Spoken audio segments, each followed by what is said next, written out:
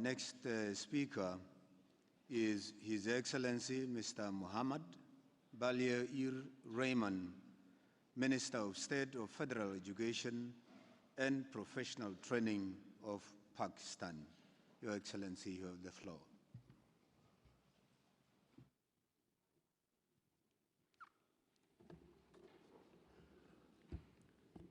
Bismillah ar-Rahman ar-Rahim.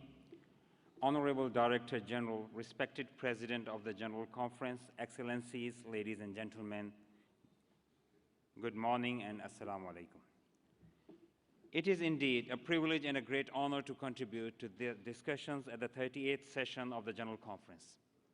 While UNESCO celebrates its 70th anniversary, Pakistan admires, acknowledges, and strongly supports the continued efforts of UNESCO in the critically vital and important sectors of education, culture, and science.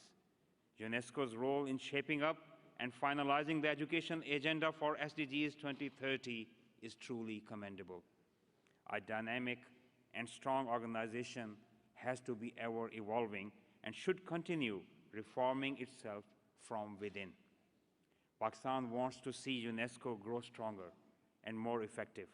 After finalizing the education agenda and adopting framework for action for SDGs 2030, now UNESCO has to prove its relevance and effectiveness through demonstrating results in its strategic areas of intervention. By not only keeping an oversight and mapping the progress towards achieving the relevant goals, but has to be very effective in ensuring financing for development and ODA targets, without which all of us know that it will remain a shattered dream. Sustainable Development Goals 2030 are human-centric targets. They talk of every child, every human being, and our planet Earth, without any discrimination. Pakistan fully stands committed to these goals, so much so that we have declared and adopted these goals as our National Development Goals 2030. We have established cells at Foreign Office, Ministry of Planning, Ministry of Health, and Ministry of Education for SDGs, which are fully functional now, while remaining relevant ministries are in the process to do the same. Our vision, strategy, and plans are being aligned with these ambitious goals. The current federal and provincial governments of Pakistan inherited huge problems in education with millions of out-of-school children, high dropout rate, gender disparity, and low literacy rate.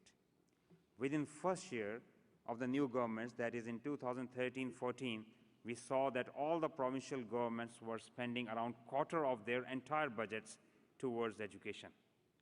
The results were impressive.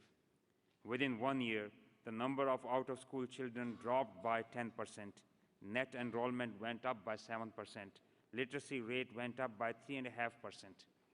It is very promising and speaks volumes about our commitment, resolve, and seriousness.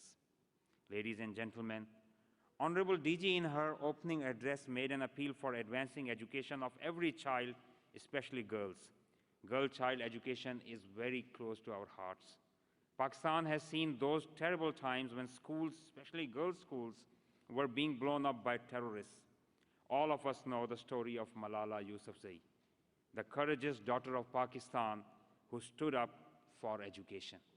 Malala Yousafzai, a Nobel laureate now, is a towering figure and is recognized throughout the globe as icon of education, especially for girls' education. Pakistan, by donating $10 million, has helped create a UNESCO Malala Fund to be utilized globally for the cause of girls' education. I urge that all nations should contribute in this UNESCO Malala Fund, no matter how big or small your contribution is, but it should be there. All of us must be supportive of this noble cause. Here I must also share with you that besides education, ending extremism has been one of the top 4 priorities of the government. Now, alhamdulillah, after impressive ongoing military operation, legislation, and other measures, the extremist elements have either been taken out or on the run. Incidents of terrorism and bomb blasts have been reduced significantly. The areas where schools were being blown up or evacuated is now witnessing that new schools are being built. Extremists and terrorists have lost, and Malala mindset has won. But it is just a beginning. Yesterday, I witnessed the impressive ceremony for the award of UNESCO Avicenna Prize for Ethics in Science. I congratulate UNESCO for duly recognizing and highlighting the importance of ethics in science, which is much needed today. I would also like to thank the government of Iran for co-sponsoring the prize.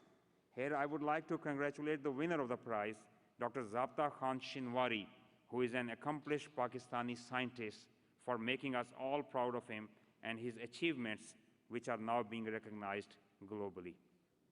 Here, I would also like to draw the attention of the House towards weak conventions and legislations regarding stolen cultural artifacts. Pakistan had to run from pillar to post, but we still couldn't get back our illegally excavated fasting Buddha and other numerous artifacts which are still being illegally traded in the US. We must further strengthen our conventions in this regard.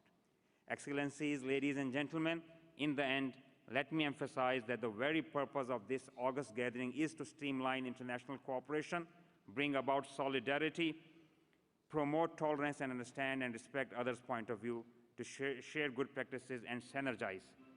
These goals of human development cannot be achieved even if a single nation or a country or a human being is left behind. No one should be allowed to stay behind for the lack of resources or bad governance or anything else. Let's stand united for the common goal of a better future, a better world. Thank you all.